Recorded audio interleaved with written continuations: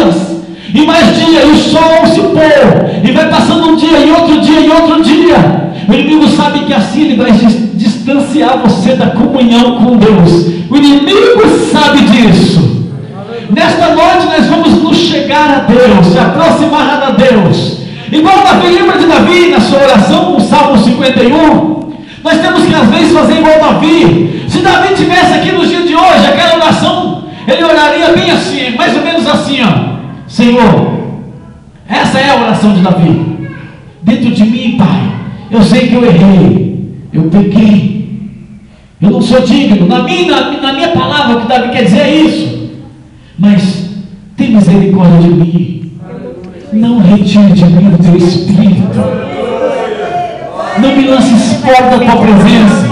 O que Davi está querendo dizer é assim, ó: pode me faltar o pão, pode me faltar o alimento, podem se levantar contra mim, eu posso ficar doente e enfermo. O que não dá, Pai, é ficar sem a tua presença. O que não dá, oh Deus, é deixar de sentir o teu espírito. O que Davi está querendo dizer, se fosse nos dias de hoje, é isso assim, mais ou menos assim, ó: renova-me, Senhor.